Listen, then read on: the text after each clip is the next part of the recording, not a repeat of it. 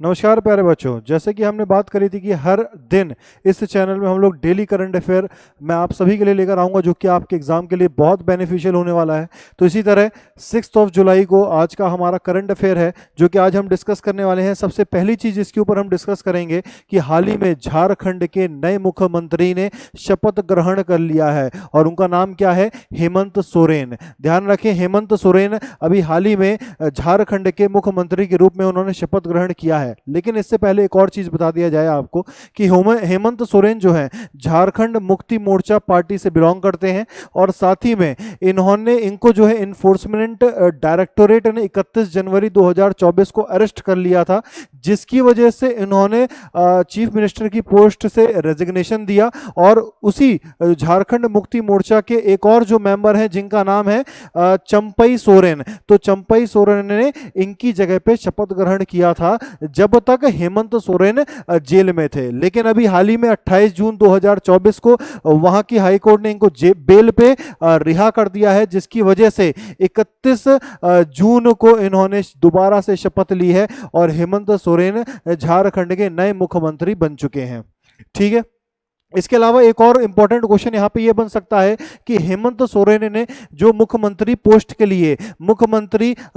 लिए जो शपथ ग्रहण किया है, वो शपथ किसने दिलवाई है? आपको पता होना चाहिए कि मुख्यमंत्री को शपथ दिलाने का काम होता है राज्यपाल का, जो उस राज्य का गवर्नर है। और उस राज्य के इस समय झारखंड के गवर्नर कौन है? सीपी राधाकृष्णन। हाल ही में इन्होंने हेमंत सोरेन को शपथ दिलवाई है।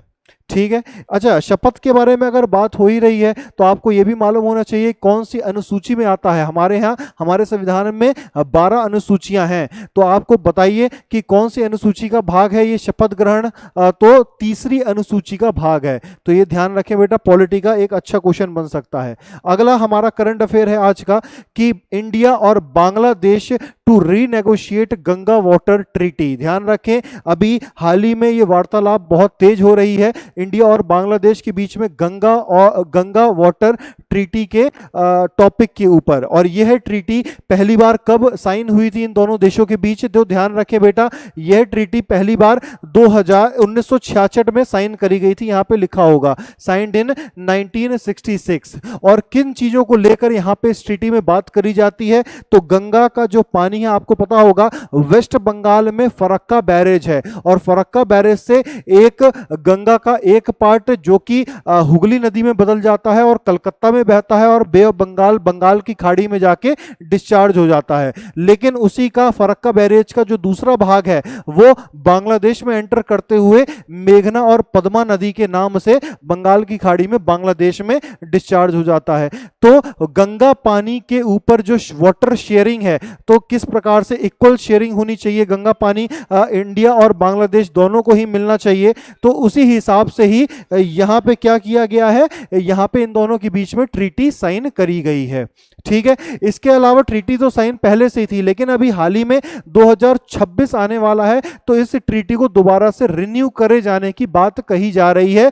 और रिन्यू करने के ऊपर कई सारे हो सकता है हमें चेंजेस भी देखने को मिल जाएं, क्योंकि क्लाइमेट चेंज है, ग्लेशियर पिघल रहा है और इतने सालों में कई बार ऐसा भी होता है क्लाइमेट चेंज की वजह से गंगा का जो फ्लो है वो भी चेंज हो सकता है। तो इसी की वजह से तो दोबारा से इन दोनों देशों के बीच में इसी ट्रीटी के लिए वार्तालाप होंगी और दोबारा नए सिरे से इसको रिन्यू करा जाएगा। और जब रिन्यू करा जाएगा तो यह भी हो सकता है कुछ चेंजेस इस ट्रीटी में कर दिए जाएं। और ये वार्तालाप हुई कैसे? ये वार्तालाप स्टार्ट हुई थी अभी हाल ही में शेख हसीना, जो वहां की प्राइम मिनिस्टर है बांग्लादेश की, तो वो जब नई दिल्ली आई थी तो प्राइम मिनिस्टर नरेंद्र मोदी ने इसके बारे में बात उठाई थी। और एक और चीज बहुत महत्वपूर्ण रोल प्ले करेगी वेस्ट बंगाल की जो सरकार है, जो वहां की चीफ मिनिस्टर है ममता बनर्जी।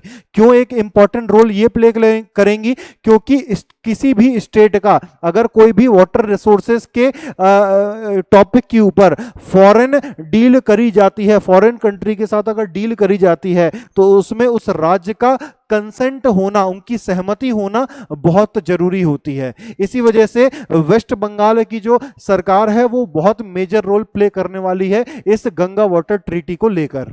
ठीक है, तो आज का हमारा अगला करंट अफेयर क्या है और मोस्ट इंपॉर्टेंट बन सकता है आपके एंशियंट हिस्ट्री और करंट अफेयर के पॉइंट ऑफ व्यू से, कि पूरे वर्ल्ड की आज तक की सबसे पुरानी ओल्डेस्ट केव पेंटिंग इंडोनेशिया में डिस्कवर करी गई है ना। पूरे वर्ल्ड की सबसे oldest painting, world oldest cave painting discover करी गई है और बताया जा रहा है कार्बन डेटिंग के माध्यम से कि यह पेंटिंग 51,200 साल पुरानी है। और किस चीज की पेंटिंग है? एक बड़ा सा पिग की इमेज देखने को मिलती है उस गुफा में और चारों तरफ कुछ लोग बैठे हुए हैं, और ऐसा कह सकते हैं कि वो स्टोरी टेलिंग का एक माध्यम बन सकता है और पुरानी प्राचीन काल के दौरान पे, है ना। इसके अलावा ये किस जगह पे पाई गई है? तो ध्यान रखिए, on the island of Sulawesi in Indonesia. Sulawesi island जो कि इंडोनेशिया में स्थित है, वहां पे आर्कोलॉजिस्ट ने हमारे पूरे वर्ल्ड की ओल्डेस्ट केव पेंटिंग को डिस्कवर किया है।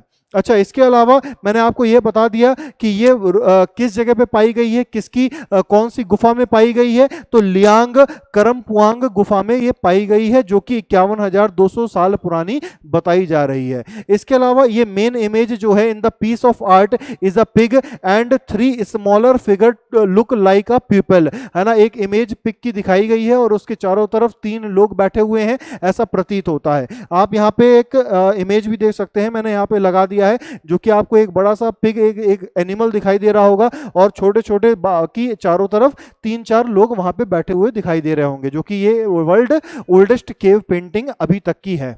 ठीक है, तो इसी तरह हमारे चैनल पे बने रहिए। मैं आप सभी के लिए ऐसे ही डेली करंट अफेयर की क्लास लाता रहूंगा, जो कि आपके एग्जाम के लिए बहुत बेनिफिट करेगी। अगर इसकी पीडीएफ, जो भी करंट अफेयर मैं यहाँ पे आप सभी को पढ़ाता हूँ, उनकी पीडीएफ आपको हमारे टेलीग्राम चैनल पे मिल जाएगी, जिसका लिंक आपको हमारे कमेंट सेक्शन में पिन किया हुआ दिख जाएगा। ठीक है, उम्मीद करता हूँ आपको यह क्लास पसंद आई होगी। मिलते हैं हमारी नेक्स्ट क्लास में, अपना ख्याल रखें। जय हिंद प्यारे बच्चों।